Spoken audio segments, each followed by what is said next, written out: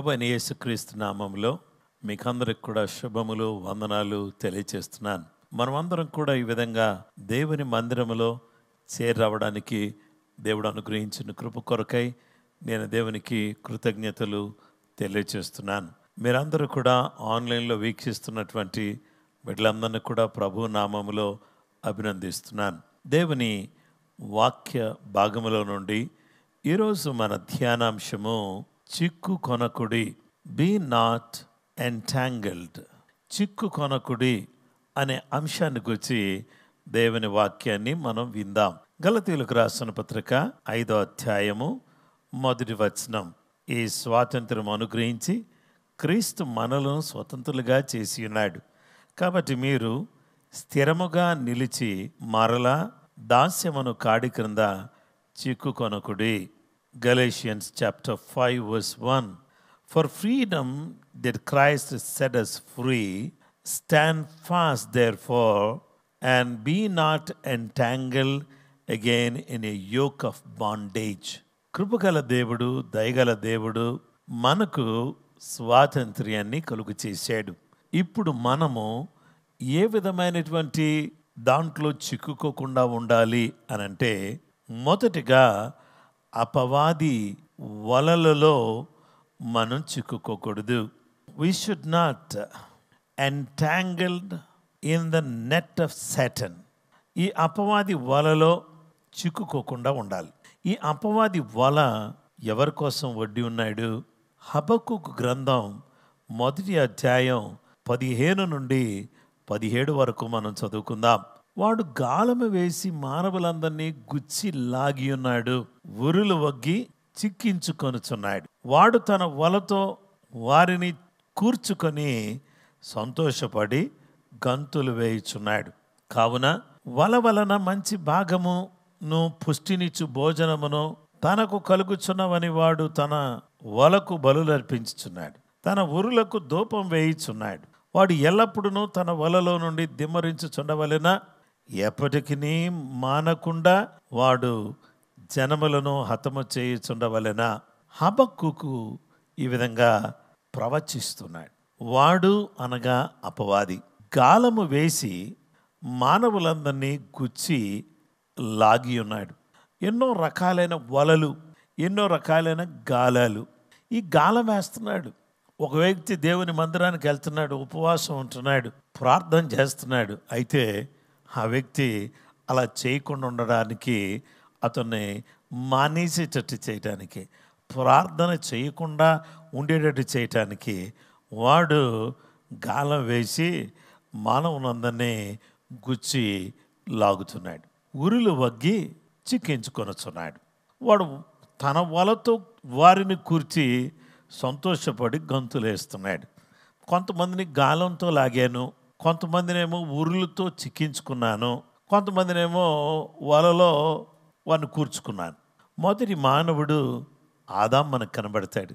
ఆదాము అవ్వ ఇద్దరు కూడా ఏం చేశారు? అపవాది వేసిన వలలో వాళ్ళు చిక్కున్నారు. అలాగే ఈరోజు ఆదాము అవ్వను లాగినటువంటి వాడు విశ్వాసులైనటువంటి వారిని వారు గుచ్చటానికి, లాగటానికి, చిక్కించుకోవడానికి, వలలో కూర్చుకోవడానికి వాడు సిద్ధంగా ఉన్నాడు. వల వలన మంచి భాగమును పుష్టినిచ్చు భోజనమును తనకు కలుగుచున్నవని వాడు తన వలకు ఏం చేస్తున్నాడంటే, అబ్బా ఎంత మంచి వాళ్ళని పట్టుకున్నామా అని దానికి బలులు అర్పిస్తున్నాడు. తన ఉరులకు ధూపం వేయించున్నాడు, ఉరులకు ధూపం వేస్తున్నాడు, వలకు బలులు అర్పిస్తున్నాడు. వాడు ఎల్లప్పుడూ తన వలలో నుంచి దిమ్మరించుండవలెనా? ఇదే పని చేయాలా? ప్రతి వాడిని కూడా పట్టుకుని పీడిస్తూ ప్రజలందరినీ కూడా లోకం వైపు తిప్పాలా? మీరు ఏం ఆలోచన చేస్తున్నారు? ఎప్పటికీ మానకుండా వాడు జనులను హతము చేయుచుండవలెనా? మనము తెలివి గలవారిగా ఉండి, మనం అపవాది ఏ విధమైనటువంటి వల వేస్తున్నాడు, గాలం వేస్తున్నాడు, ఉరుల్లో చిక్కించుకుంటున్నాడు అనే విషయాన్ని మనం గుర్తుపట్టకపోతే మనకు తెలియకుండానే వాడు వాళ్ళలో మనం ఉంటాం. ఒకరోజు వేటగాడు గుచ్చి ఓ పక్షి తన పిల్లలకు పాట నేర్పింది. ఆ పాట ఏమంటే, గూట్లో ఉన్నటువంటి పక్షులు, అప్పుడే పుట్టినటువంటి పక్షులు, అప్పుడే చిన్న చిన్నగా రెక్కలు వస్తున్నాయి. ఆ రెక్కలు వస్తున్నటువంటి పక్షులకి ఆ తల్లి పక్షి పిల్లలకు పాట నేర్పించింది. వేటగాడు వస్తాడు, నూకలు జల్లుతాడు, వలేస్తాడు, పట్టుకుంటాడు, బొట్లో పెట్టుకుంటాడు, పట్టుకెళ్తాడు, అమ్ముకుంటాడు. ఈ పాట తల్లి పక్షి పిల్లలకు నేర్పించింది. ఈ పిట్టలు, చిన్న పక్షులు తల్లి పక్షి నేర్పించినటువంటి ఈ పాట అవి పాడుతున్నాయి, కానీ ఆ పాటలో ఉన్నటువంటి ఆంతర్యం ఏంటో అవి అర్థం చేసుకోలేకపోతున్నాయి. ఈరోజు క్రైస్తవులు కూడా, ఈరోజు దేవుని మందిరంలో కూర్చునేవారు, వాక్యం వినేవారు పాటలన్నీ బాగానే నేర్చుకుంటున్నారు, పాఠాలు కూడా బాగానే నేర్చుకుంటున్నారు. కానీ వేటగాడు ఎప్పుడు వస్తున్నాడు, ఎప్పుడు ఏ విధంగా నూకలు చల్లుతున్నాడు, వలేస్తున్నాడు, పట్టుకుంటున్నాడు, బొట్లో పెడుతున్నాడు, పట్టుకుపోతున్నాడు, అమ్ముకుంటాడు అని ఎరుగక వేటగాడు వచ్చి ఆల్రెడీ పట్టుకుని బొట్లో ఉండి పాటలు పాడుతున్న ఏమని పాట పాడుతున్నాడంటే, వేటగాడు వస్తాడు, నూకలు చల్లుతాడు, వలేస్తాడు, పట్టుకుంటాడు, తీసుకెళ్తాడు, అమ్ముకుంటాడు అని బుట్టలో ఉండి పాట పాడుతున్నాయి. పాటలో ఉన్నటువంటి ఆంతర్యం ఏదో అర్థం కావట్లేదు. ఈరోజు అదే పరిస్థితిలో మనం ఉన్నాం. దేవుని బిడ్డలారా, దుష్టుడైన సాతాను మన ఆత్మీయ జీవితాన్ని పతనం చేయటానికి, మన పురోభివృద్ధిని నిరోధించటానికి, మన జీవితాన్ని పాడు చేయటానికి, మన బ్రతుకులను పరిపూర్ణంగా నాశనం చేయటానికి ఈ విధమైనటువంటి పన్నాగం పన్ని వాడు ప్రయత్నాలు చేస్తున్నాడు. అందుకనే వాడు వేసేటటువంటి వలలో మనం చిక్కుకోకుండా, ఆ గాలానికి మనం దొరకకుండా, ఆ ఊరుల్లో చిక్కుకోకుండా మన బ్రతుకులను మనం కాసుకోవాలి. వలలో చేపలు పడినట్టుగా, వలలో పక్షులు చిక్కుకున్నట్టుగా, ఊరుల్లో చిక్కుకున్నట్టుగా మనం అలాగ చిక్కుకోకుండా ఉండాలని, అలాంటి పరిస్థితుల్లోకి వెళితే మనకు నాశనం తటస్థిస్తుందని ఎరిగిన వారమై, తెలుసుకున్న వారమై, మనం జాగరూకులమై మనం ఉండాలని దేవుని వాక్యం మనకు తెలియచేస్తుంది. కీర్తనాకారుడు ఈ విధంగా అంటున్నాడు. 31వ కీర్తన 4వ వచనంలో ఈ మాట చెబుతున్నాడు. నన్ను చిక్కించుకున్నటకై శత్రువులు రహస్యముగా ఒడ్డిన వలలలో నుండి నన్ను తప్పించుము. ఎంత చక్కటి ప్రార్థన!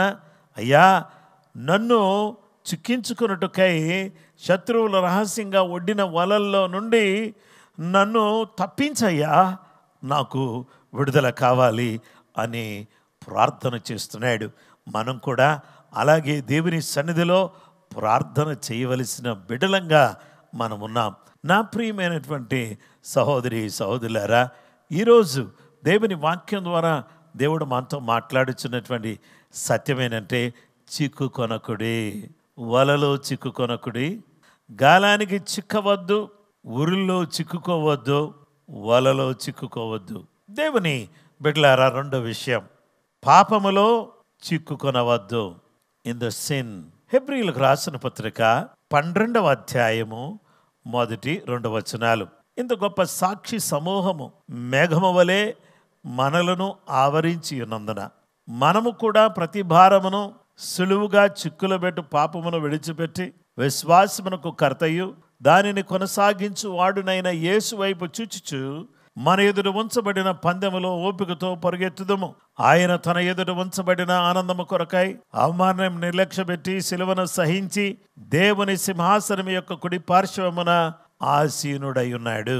ప్రతి భారాన్ని, సులువుగా చిక్కులు పెట్టేటటువంటి పాపాన్ని మనం విడిచిపెట్టి విశ్వాసమునకు కర్తయు దాన్ని కొనసాగించువాడు నేను యేసు వైపు చూచుచు మన ఎదురు ఉంచబడిన పందెములో మనం అందరం కూడా ఓపికతో పరిగెత్తాల్సినటువంటి అవసరత మన మీద ఉంది.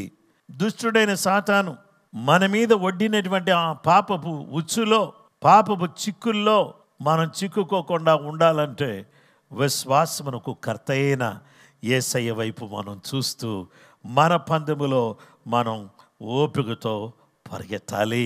దుష్టుల దోషములు వారిని చిక్కులో పడవేస్తాయి. సామెతలు 5:22లో దుష్టుని దోషములు వాని చిక్కుల బెట్టును, వాడు తన పాప పాశముల వలన బంధింపబడును. దుష్టుల దోషములు వాని చిక్కులో పడేస్తాయి. కాబట్టి ఈ దోషములు, పాపం పడవేసే చిక్కుల్లో మనం పడిపోకుండా, మనం చిక్కుకోకుండా ఉండాలి అని చెప్పి దేవుని వాక్యం మనకు తెలియచేస్తుంది. యోబు గ్రంథంలో అంటాడు 11వ అధ్యాయం 14-15 వచనాల్లో, పాపము నీ చేతిలో నుండి చూచి నీవు దాన్ని విడిచిన ఎడల, నీ గుడారములో నుండి దుర్మార్గతను నీవు కొట్టివేసిన ఎడల, నిశ్చయముగా నిర్దోషవై నీవు సంతోషించదువు, నిర్భయుడవై నీవు స్థిరపరచబడదువు. If iniquity were in your hand and you put it far away and would not let wickedness dwell in your tents, then surely you could lift up your face without spot. Yes, you could be steadfast and not fear. నీ చేతిలో, నీ గుడారములో పాపం నీ చేతిలో ఉండడం చూసి నువ్వు దాన్ని విడిచినట్లయితే, నీ గుడారములో నుంచి దుర్మార్గతను నువ్వు కొట్టివేస్తే, నిర్దోషివై నీవు సంతోషిస్తావు, నిర్భయుడవై నీవు స్థిరపడి ఉంటావు. కాబట్టి పాపం అనేది మన జీవితంలో భయాన్ని, ఆందోళనను, పతనాన్ని తీసుకొస్తుంది. అలాంటి పాపములో మనం చిక్కుకోకుండా మన జీవితాన్ని మనం చూసుకోవలసినటువంటి బిడలంగా మనం ఉన్నాం. మాటల్లో చిక్కుబడేవారు ఉన్నారు, చూపుల్లో చిక్కుబడేవారు ఉన్నారు, అలాగే తలంపుల్లో చిక్కుబడేవారు ఉన్నారు. కొంతమంది తమ జీవితంలో తమ యొక్క స్వార్థానికి, తమ యొక్క వ్యక్తిగత లాభాపేక్షకు చిక్కుల్లో పడిపోయి సిగ్గుపడేటటువంటి పరిస్థితుల్లోకి వెళ్ళేవారు ఉన్నారు. ప్రతి భక్తిహీనుడు కూడా ఏం చేయాలని దేవుని వాక్యం చెప్తుందండి. యెషయా గ్రంథం 55:7 భక్తిహీనులు తమ మార్గమును విడవలెను, దుష్టులు తమ తలంపులు మానవలెను. వారు యెహోవా వైపు తిరిగిన ఎడల ఆయన వారి యందు జాలిపడును, వారు మన దేవుని వైపు తిరిగిన ఎడల ఆయన బహుగా క్షమించును. కాబట్టి ఈరోజు దేవుడు మనల్ని క్షమించే దేవుడుగా, దేవుడు మన పక్షంగా ఉండే దేవుడుగా, దేవుడు మనకు తోడుగా ఉండి మనకు అండగా, మనకు కొండగా ఉండేటటువంటి దేవుడుగా ఆయన మనకు కనబడుతున్నాడు. మీరు వలలో చిక్కుకున్నారా? చిక్కుకోవద్దు. పాపములో చిక్కుకున్నారా? చిక్కుకోవద్దు. దేవుని వాక్యం చెప్తుంది. ఇక మూడవది, దాస్యములో, in the slavery. Be not entangled in the slavery. దాస్యములో, బానిసత్వములో మీరు చిక్కుకోకూడదు అని దేవుని వాక్యం తెలియపరుస్తుంది. గలతీ పత్రిక 5వ అధ్యాయం 1వ వచనంలో, ఈ స్వాతంత్ర్యము అనుగ్రహించి క్రీస్తు మనలను స్వతంత్రులుగా చేసి ఉన్నాడు. కాబట్టి మీరు స్థిరముగా నిలిచి మరలా దాస్యమును కాడి క్రింద చిక్కుకొనకుండా చూసుకోవాలి. మీరు స్థిరంగా నిలిచి, మీరు వాక్యములో, ప్రార్థనలో, ఉపవాసములో, దేవుని మందిరములో, దేవుని కార్యక్రమాల్లో స్థిరంగా నిలిచి, మీరు ప్రార్థించేటటువంటి వారిగా ఉంటే ప్రార్థనలో నిలిచి, దేవుని కృపను బట్టి దేవునికి స్తోత్రం కలుగును గాక, అద్భుతమైన కార్యాలు, ఆశ్చర్యమైన కార్యాలు, గొప్ప కార్యాలు, మహోన్నతమైన గొప్ప కార్యాలు దేవుడు జరిగించి దీవించి ఆశీర్వదించేటట్లుగా మనమందరం కూడా ప్రార్థించవలసిన వారిగా ఉన్నాం. మనమందరం కూడా దేవునిని మహిమపరచవలసిన వారిగా ఉన్నాం.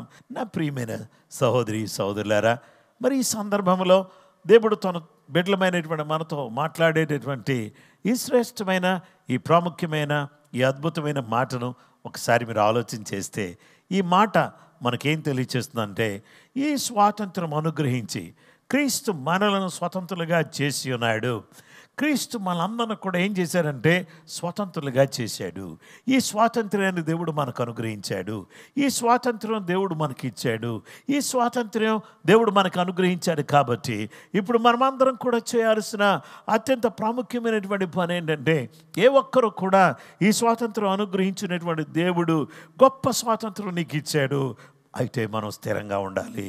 దేవుని బిడ్డలారా, స్త్రీలను, కదలిన వారిను ప్రభు కార్యాభివృద్ధి యందు ఎప్పటికీ ఆసక్తులమై ఉండాలి. పోయిన సంవత్సరం నేను బాగా ప్రార్థన చేశాను పాస్టర్ గారు, పోయిన వారం బాగా ప్రార్థన చేశాను. మరి ఈ వారం కూడా ప్రార్థన చేయి, ఈ వారం అధికంగా ప్రార్థన చేయి, స్థిరంగా ఉండు. ఒకసారి ఎత్తుగా, ఒకసారి లోతుగా, ఒకసారి ఉన్నతమైన స్థితిలో, ఒకసారి దిగజారిపోయిన స్థితిలో కాకుండా మన ఆత్మీయ జీవితాన్ని మనము పురుకొల్పుకుంటూ ఎప్పటికప్పుడే ఆత్మ సంబంధమైనటువంటి జీవితాన్ని కలిగినటువంటి వారిగా మనము సాగిపోవాలి అనేటటువంటి విషయాన్ని దేవుడు తన యొక్క వాక్యం ద్వారా మనతో మాట్లాడుచున్నాడు. దాస్యమని కాడి క్రింద చిక్కుకోవద్దు. దాస్యం అనేది కాడి. ఆ కాడి క్రింద చిక్కుకుంటే అణిచివేస్తుంది, మన జీవితాన్ని అతలాకుతలం చేస్తుంది, మన జీవితాన్ని పాడు చేస్తుంది. మరి ఇప్పుడు మనం ఏం చేయాలి? చిక్కుకోకుండా మనము ఆ చిక్కుల్లో పడకుండా ఉండాలంటే మన మీద ఉన్నటువంటి ఆ పాపపు కాడి విరగొట్టబడింది. కాబట్టి మనం దేవునికి స్తుతులు స్తోత్రములు చెల్లిస్తూ దేవుని బిడ్డలారా, దేవుని కాడి ఎత్తుకుని ఆయన దగ్గర నేర్చుకుని, ఆయన సాత్వికుడు, దీన మనసు గలవాడు. సాత్వికాన్ని, దీన మనసును, భక్తిని, విశ్వాసాన్ని, ఆత్మీయతను, ప్రార్థనను, నమ్మకత్వాన్ని, నిజత్వాన్ని, అలాగే పరిచర్య గుణాన్ని, ప్రార్థన చేసే తత్వాన్ని మనం నేర్చుకుంటే, అది మన వ్యక్తిత్వంగా మారితే, అప్పుడు జీవం గల దేవుడు మనకు సహాయం చేస్తాడు. జీవం గల దేవుడు తన కృప మనకు అనుగ్రహిస్తాడు. అలాంటి కృపను దైవ సన్నిధిలో మనం పొందుకుని ఆయన ద్వారా జీవించటానికి కృపగల దేవుడు మనకు సహాయం చేయును గాక. చిక్కుకొనవద్దు, అపవాది వలలో చిక్కుకొనవద్దు, పాపములో చిక్కుకొనవద్దు, దాస్యములో చిక్కుకొనవద్దు. అందరం కూడా ఎట్టి పరిస్థితుల్లో దుష్టుడు ఏ విధంగా పన్నాగాలు పన్నినా, అపవాది ఎన్ని రకాలైన గేలం వేసినా, వల వేసినా, ఉరులు వడ్డినా, నేను చిక్కుకొనకుండా సహాయం చేయి ప్రభువా. పాపములో చిక్కుబడకుండా సహాయం చేయి నాయన. దాస్యములో చిక్కుకోకుండా సహాయం చేయి. స్థిరమైన జీవితాన్ని నాకు దయచేయి ప్రభువా అని అందరం కూడా తలలు వంచి కళ్ళు మూసుకుని అందరం కూడా ప్రార్థన చేద్దామండి. మహోన్నతుడైన గొప్ప దేవ, ఆశ్చర్యకరుడా, ఆలోచనకర్త, నీ ఘనమైన, శ్రేష్టమైన, ఉన్నతమైన నామమును బట్టి నీకు కృతజ్ఞతలు చెల్లిస్తున్నాం. ఈ ఉపవాస ప్రార్థనలలో చిక్కుకొనవద్దు అని మాతో మీరు మాట్లాడినందుకు వందనాలు. వలలో కానీ, పాపములో కానీ, దాస్యములో కానీ మేము చిక్కుకోకుండా మమ్మల్ని మేము స్థిరపరుచుకుని భక్తిలో, విశ్వాసములో, ప్రార్థనలో, వాక్యములో, ఆత్మ సంబంధమైనటువంటి విషయాల్లో మేము స్థిరంగా నిలబడటానికి సహాయం చేయండి. నా దేవా, నా ప్రభువా, నీ గొప్ప కార్యాలు ప్రతి బిడ్డ జీవితంలో జరిగించండి.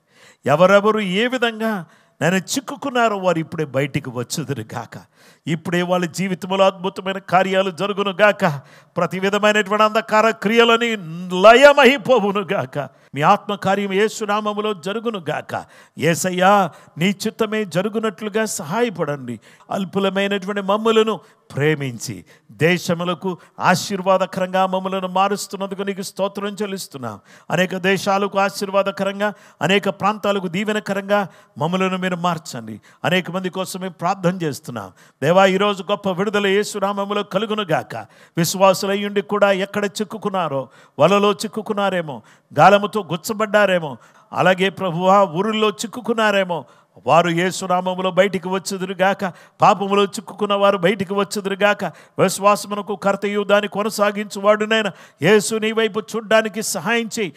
పందెపు రంగంలో ఓపికతో పరిగెత్తడానికి సహాయం చేయి. అలాగే మా ప్రభువా నాయన, దాస్యము అనే కాడి క్రింద చిక్కుకోకుండా, యేసు నీవు సాత్వికుడువు, దీన మనసు గలవాడువు కాబట్టి నీ కాడి ఎత్తుకుని నీ దగ్గర నేర్చుకుని ఈ లోకములో విశ్రాంతిని పొందేటటువంటి వారిగా, నెమ్మది పొందేవారిగా, సమాధానం పొందేవారిగా, ఆశీర్వాదం పొందేవారిగా, అద్భుతాలు పొందేవారిగా మేము ఉండడానికి సహాయం చేయండి. ఎవరు అనారోగ్యంగా ఉన్నారో వారిని మీ నామములు ముట్టండి. ఎవరు బలహీనులుగా ఉన్నారో వారిని మీ రక్తముతో కడగండి. ప్రతి విధమైనటువంటి భక్తిహీనతను, దుర్మార్గతను దూరం చేసి ఆత్మ సంబంధమైన కార్యాలు జరిగించండి. ప్రతి కుటుంబాన్ని మీ నామములో దీవించండి ప్రభువా.